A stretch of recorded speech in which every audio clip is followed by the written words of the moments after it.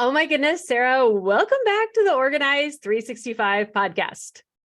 I am so excited to be here. I can't believe I'm a repeat participant with Organized 365 now. I'm almost a regular. Thank you so much for having me. Oh my goodness. And last week I got to meet you actually in person when I was in a conference in Florida. That was so amazing. I love how our virtual friendships become in real life friendships.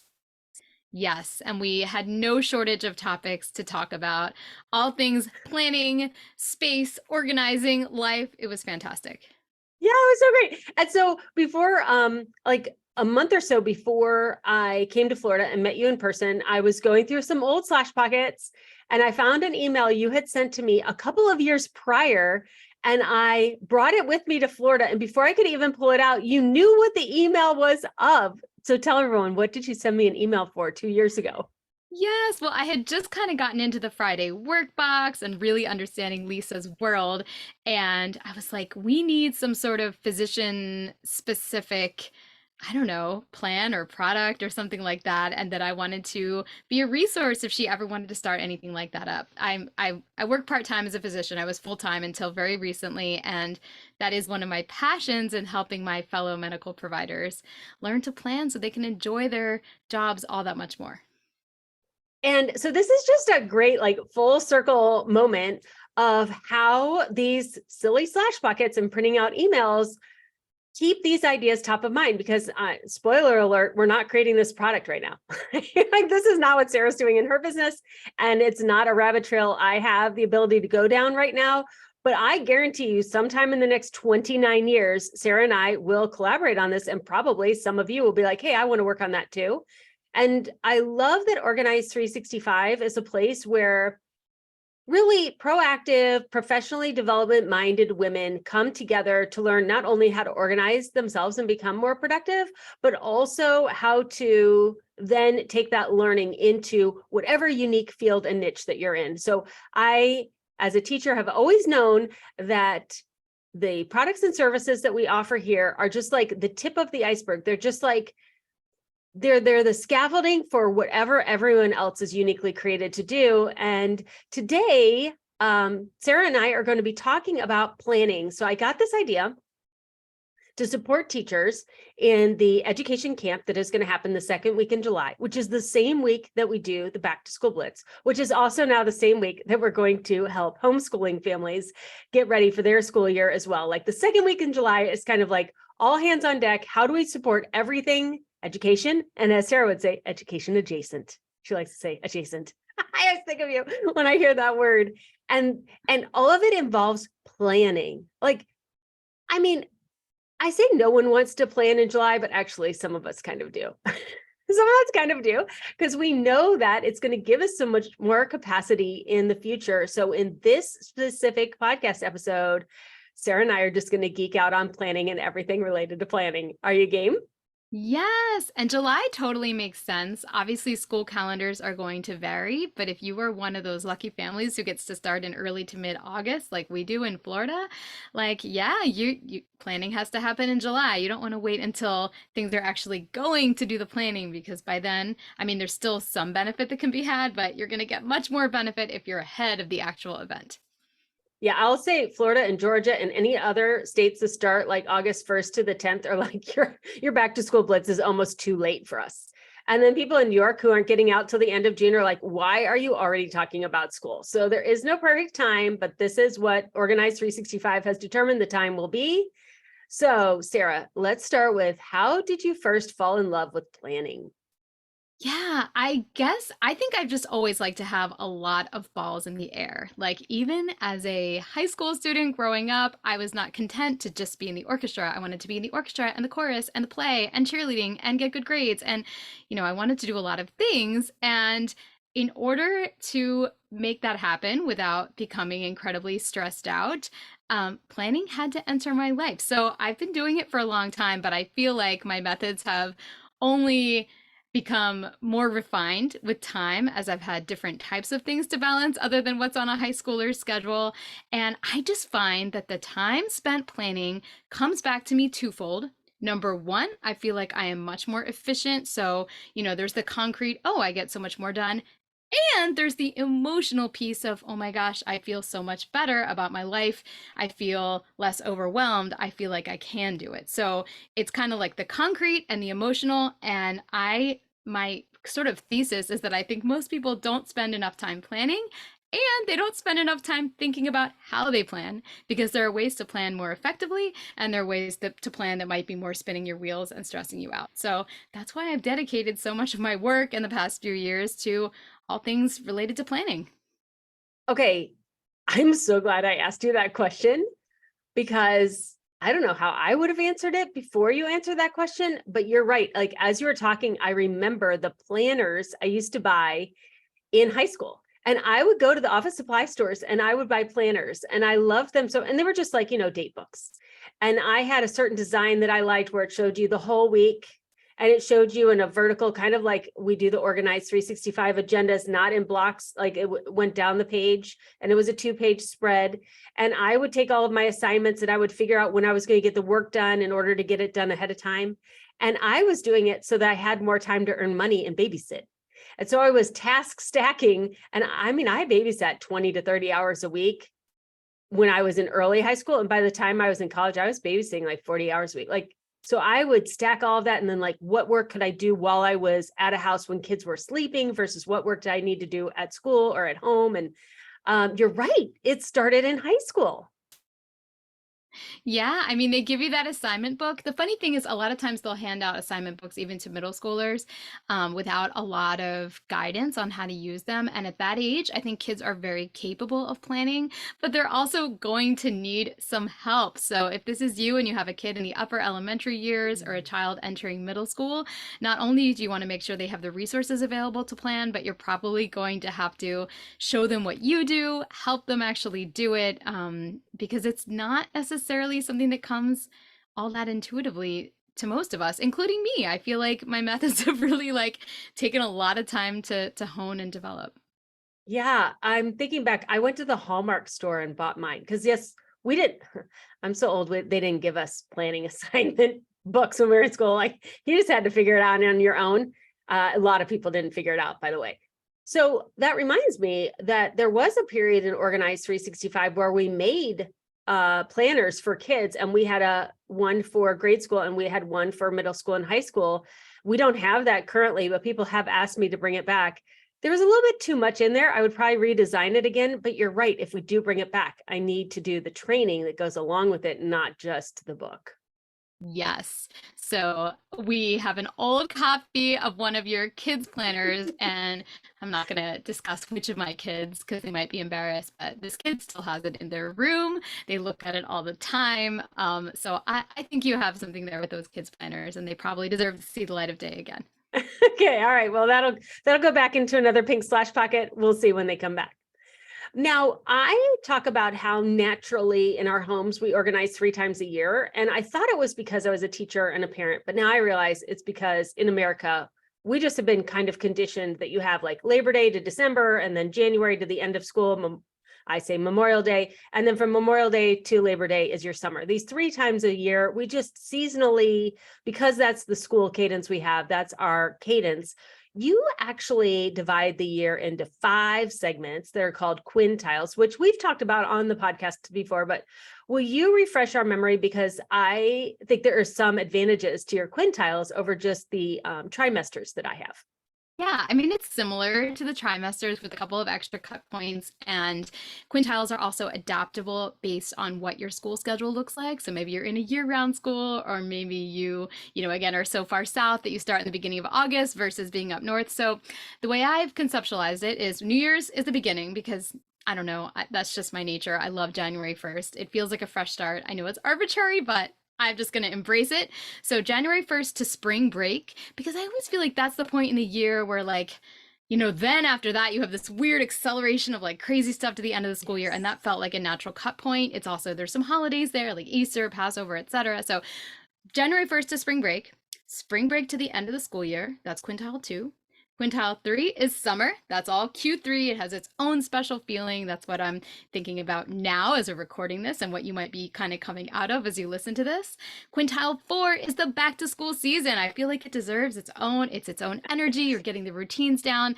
And then yes, I could have continued that until December, but to me, November and December have their own special flavor. They're reflective, they have holidays, they're family focused. You're like already getting ready for the next year. A lot of people travel. So that's quintile 5, or as I like to coin it, reflection season. So that is how I like to divide up my year. And the reason I feel like it matters is I do sort of a seasonal dedicated planning session before each of these quintiles to set up routines and various household tasks and decide what my focuses are for the family and for work, etc. And so for me, having 5 fresh starts is better than 3, and I like that it goes along with the school year. So that's my quintiles. I love that because that may resonate with you when you're listening and be like, yes, I need to do this 5 times a year. But also what I love about it is the customization. So we're giving you 2 options that are not plan your year in January for 12 months. That doesn't work for anyone, by the way. Businesses do it quarterly. Like even a business that makes an annual projection goes every 90 days and they update their projection. Like they don't expect that it's just going to like go flawlessly. I will say, now that I am in the empty nesting phase of life, I do not have a crazy May anymore. Like that. Yeah, I know, right? If you are a parent, you're like, there's a time in life where I will enjoy May again. Yes. The only thing that happened this May was Mother's Day, and I went on a business trip. Like, so everybody's on Instagram going, it's Maycember and everything's crazy. And I'm like, why are they going crazy? And because I am not in the active parenting years of school, but if you have kids in school, May is its own season. Like just the month of May is a whole season. And like, it's a marathon, like just be prepared. Now, the end of November and December is always going to be more chaotic and memory making for everyone because there's so many holidays and it's the end of the year fiscally, and there's just so many things happening at the end of the year. The back to school blitz helps you get organized for the fall, and the holiday blitz helps you get organized for that. And people will say doing the holiday blitz revolutionizes their holidays. Like it makes it more of a enjoyable event where they're actually able to enjoy the holidays instead of just getting stuck in the to-do list. So I do think that the annual planning that you do is very season specific, phase of life specific. When I think, and I've been thinking a lot about my mother-in-law, May and December are her happiest months because there's so much family time. The rest of the time is very lonely. Like if you're stuck in a season of life where you're a parent or you're a business owner or you're whatever you are, and this is how you're trying to process through, those chaotic memory making things of May and December for you are life-giving to people that's maybe kind of the only stuff that's on their calendar for the entire year. So if you keep that in perspective, then you're like, okay, this is really meaningful for grandma or for Aunt Betty or for whoever that really doesn't have this chaotic fun life that we have. Which leads me into, you started a whole podcast about planning. Why did you start a whole podcast about planning? I did. I mean, it started during 2020 and work was feeling rather bleak in the medical field. And I had already been doing my podcast with Laura Vanderkam, which is Best of Both Worlds, going on like almost 6 years now. But I just like needed something else. And I found myself during that crazy time getting really obsessed with planning and bullet journaling, and especially like planning my day. It was very difficult to do longer range planning when there was so much uncertainty, but there was so much comfort in like, you know what? I have this show I'm excited to watch and I'm planning that little spark of fun because there's not a lot of options right now. And I'm going to write it down and savor it and look forward to it, etc. So I just felt like there's such value in thinking about our time and our activities in that concrete way. And so I set out to review planners initially, and I did a lot of that, and I still do a lot of that. But then I realized I have so many thoughts around things that are quote unquote adjacent to planning, like, pitfalls of tracking things or ways that we decide to store our memories, things like that, that aren't necessarily exactly planning, but are planning adjacent. So Best Laid Plans was born, and yeah, you can hear all about various planning techniques, weekly planning, seasonal planning, all things related to planning, because I think it's so important. And I get feedback from people that it has helped them. I feel like the number one thing people say is it's helped them to use their time in a more intentional way. And if I can bring that to people, like, I mean, what else is there? That makes me so happy. Yeah. And what I love about that is, I mean, because I listened to your podcast, I've listened to it from the beginning. I was like, how many planners can we possibly review? FYI, lots. There are lots of planners, which help me come to the next conclusion I'll tell you next. But what I love about, especially having watched you launch and grow that planner, you started with reviewing planners. I started the Organized 365 podcast with a program I had back then called the 40 Weeks, One Whole House. And those episodes don't even exist anymore. But so often what we do here at Organized 365 is provide you more time and space to figure out what you're uniquely created to do. And so watching you, Sarah, launch that podcast, you can see, I mean, like I can literally listen to you evolve into a planning expert.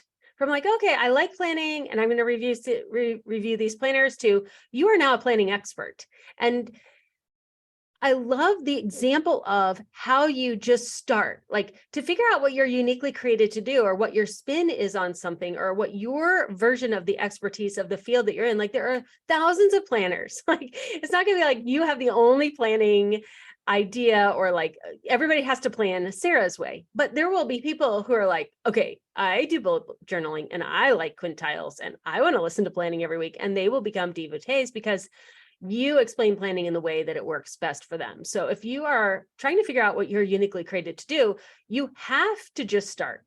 And then I will say, listening to your podcast is part of why we don't have a planner anymore. Yeah. Oh no, now that I'm I killed the planner? You killed the planner. You might be getting some emails about that now. So when you figure out what you're uniquely created to do, so I feel Organized 365, I've been doing that for almost 12 years now.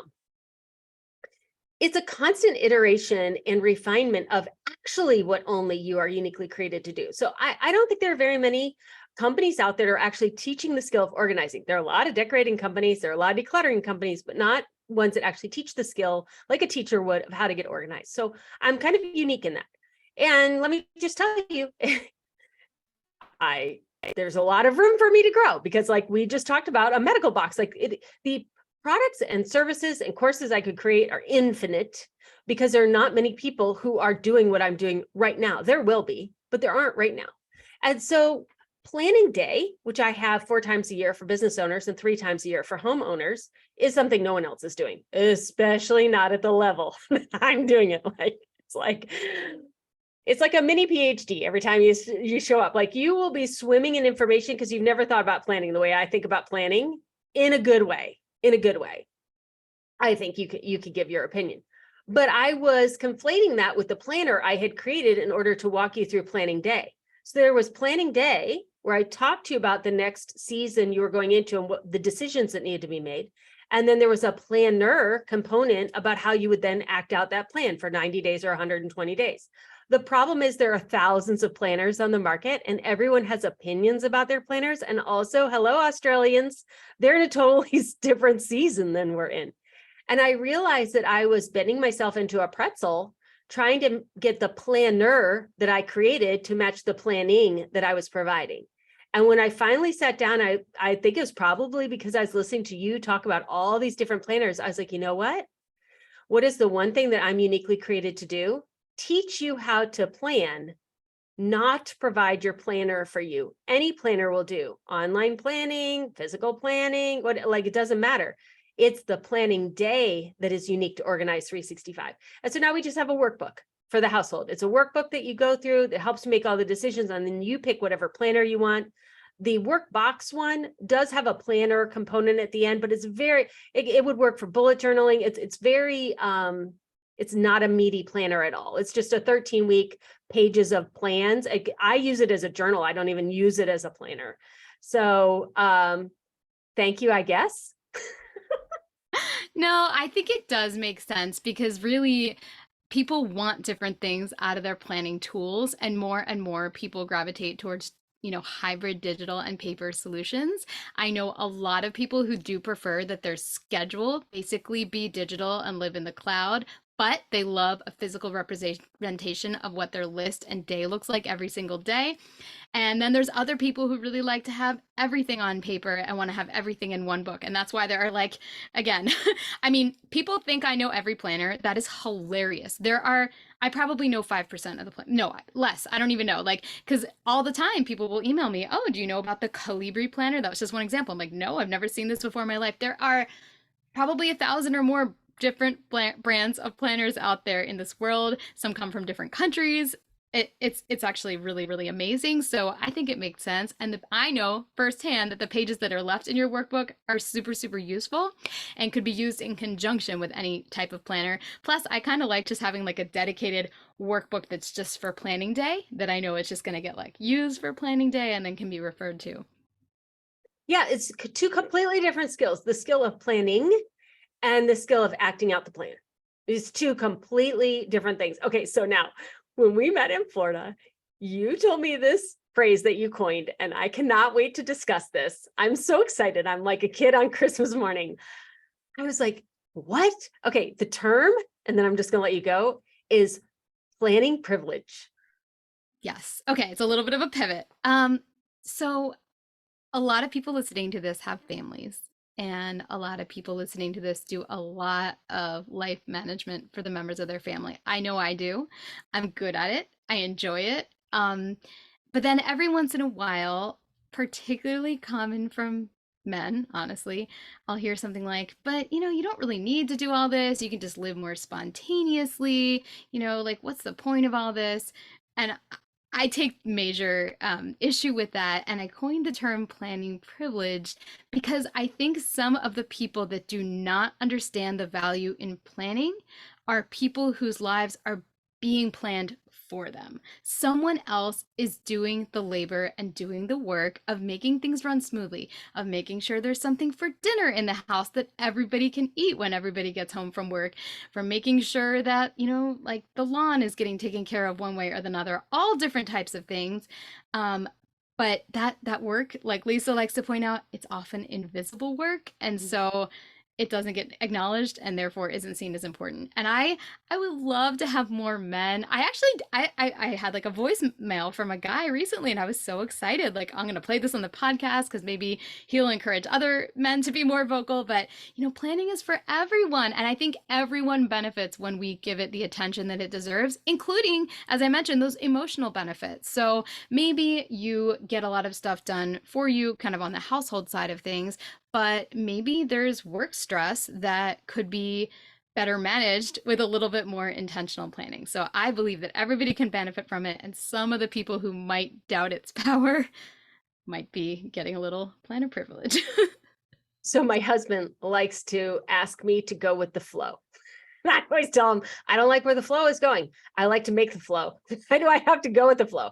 And usually he asks me to go with the flow on the family trip to Florida, because I like to make the flow. And in Florida, it's not my family, and they have like a set way of doing things. And I have learned that this 1 week out of the year, I do go with the flow. It is painful for me. It's painful for me because I like to be in control. But not even that, like I like to know what we're doing. And I like to, like you said earlier, I like to do a lot. Like I like to do a lot in a day. I feel best when I am productive. I actually get migraines when all I'm supposed to do is like lay by a pool and read a book. Like I will end up with a migraine. I will end up with like, I'm not a good relaxer. You do not want to take me on your tropical vacation. I'll be like, I think that there's a mountain we should hike. And I don't even know how to hike mountains because I just don't want to like lay there. I could do it for a day. So I'm not a good go with the flow person. But there are people planning that trip. Like, which day is fishing day? Which day are we going to the get our nails done, and which days are we going to out to dinner, and where is that dinner going to be, and do we have reservations? Because you cannot be on vacation in Florida and just show up at a restaurant.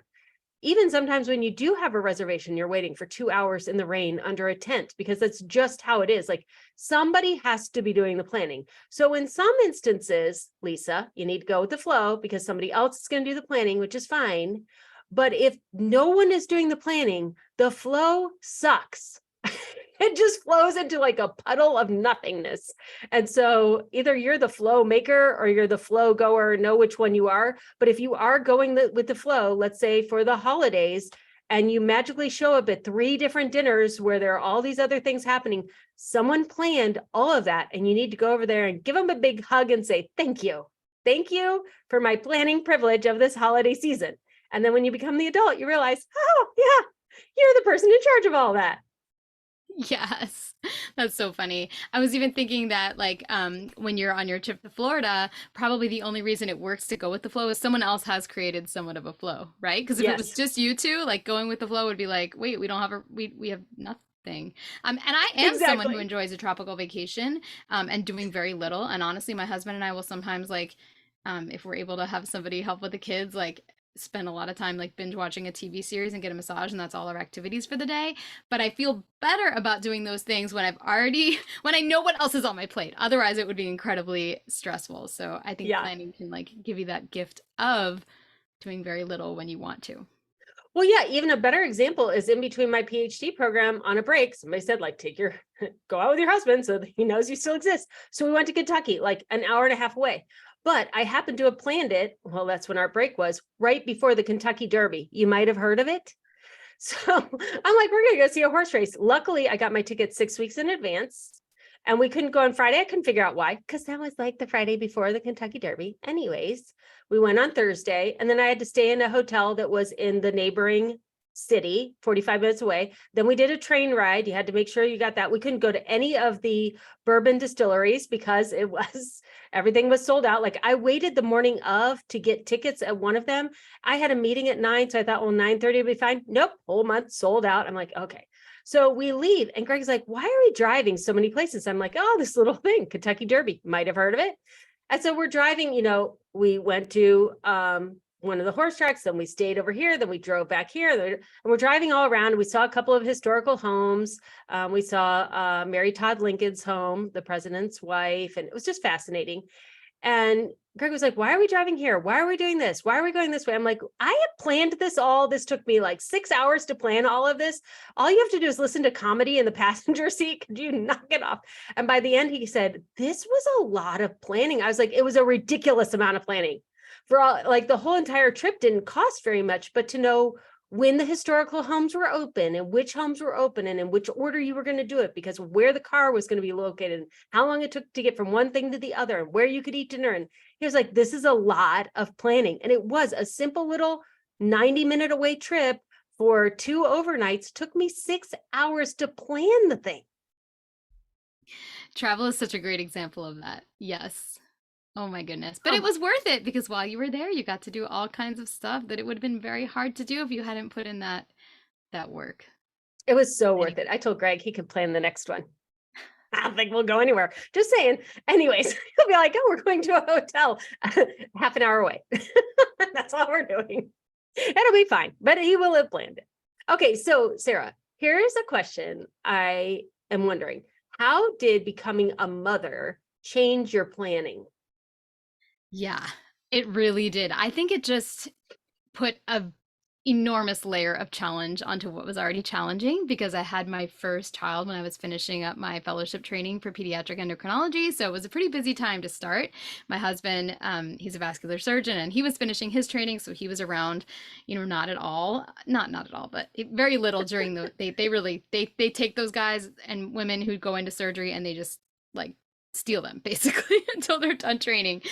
And, there was just so much to plan, and at the same time, there was less that I could plan for myself personally because I had a Mhm. baby to take care of. So the funny thing is, I actually went from a daily planner that was very elaborate to like a weekly planner because I needed to see like all the pieces of what was going in the household, and because I didn't want to overwhelm myself. I knew I couldn't get as many tasks on that would fit in a full page because my life was so constrained. So having like a tiny little box to put the Mhm. tasks made things feel more manageable. So I kind of had to change a lot about my planning style. And I think that period of time, even more than high school when I enjoyed all my activities, was when I just embraced that, like, if planning isn't going to happen, life is going to be like one emergency and chaotic event after another. I'm not going to be able to enjoy motherhood, which, has so many intrinsic rewards and wonderful moments, because I'm always going to be stressed about what's coming around the bend.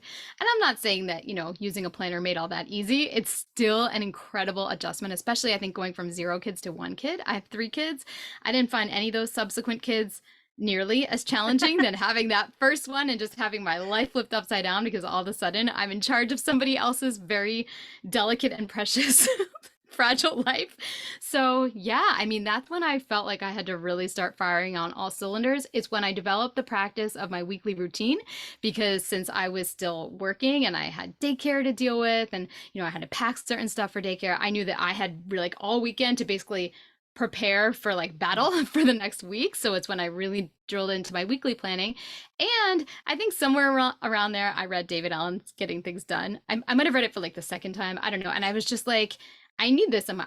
My brain is a sieve. I'm sleep deprived. I need a way to make sure I'm not like losing anything in this mayhem, because if I am focused on one thing and then I forget to bring my daughter's like bottles with me to daycare, like my day is ruined. Like, even if I, made some brilliant scientific discovery at work, like that other piece was key. So just having a system that made sure I didn't lose track of any of the little things was very, very important at that time. Yes, and David Allen, Getting Things Done, he is the one who says that your brain should not be used to keep things in. You should write everything down. Like, the one big thing I took from him is write everything down. Now, he has a lot of digital ways of storing it, which didn't work for me, which is why I created the Sunday basket, because when I would write things down, I would want them written down on paper. And now I have boxes to sort them in. But that is where that original idea came from. And I think it's genius. Like, if you're still trying to use your brain as a to-do list reminder, like, the only thing you're going to get is a migraine. It's just not a very good use of that computer, is all I have to say about that. Totally agree. And it becomes, if you're able to hold on pre-kids, once you add a child and the change in routines and the sleep deprivation that come with that, you will lose your grip. Like that will be the end. At least it was So for me. do you think you plan more or less now, Sarah? I plan more because I'm not just planning for myself. Planning privilege aside, I do a lot of the planning kind of for a household and the family. I have 3 kids. They all have their own activities now. I have, we're talking about back to school. I got one going into kindergarten, which is very excited, one going into 4th, one going into 6th. So we're like spanning multiple phases of life. And I gotta, make sure all the pieces fit together. Plus I work clinically part-time and for myself part-time. So it all does fit. Actually, it really does. My life is not that hard or that hectic, especially if you compare it to, like, let's say those residency years or when I had a newborn. But at the same time, it takes work to make sure that it doesn't feel that way artificially just because things are haphazard and getting lost. So got to be much more proactive than reactive with all of those different flavors of things going on. And I definitely do more planning now than I did even 10 years ago. And I mean, that's going to change, I'm sure, as someday when I have an empty nest, and I can't even imagine that from this juncture, maybe there'll be less planning. I feel like that'll be kind of sad, but maybe I'll have other really fun, exciting things to plan, or I'll go into like some great volunteer thing and be planning for that. So who knows? Yeah, I'm going to say there won't, because once you have this free time like I did, then you decide to get a PhD and then you have to really plan in order to do that. But if you could think through, like, how much time do you spend planning, like daily, weekly, monthly, quarterly, quintile, however you do it? Like, oh my gosh, how I love much this question. time do you spend planning? So I spend not that much time each day. Like each morning, I would say it takes me about 10 minutes to look at my weekly list and my calendar and like kind of decide what I'm going to do. Weekly, it probably takes me an hour or 2 to plan out the coming week.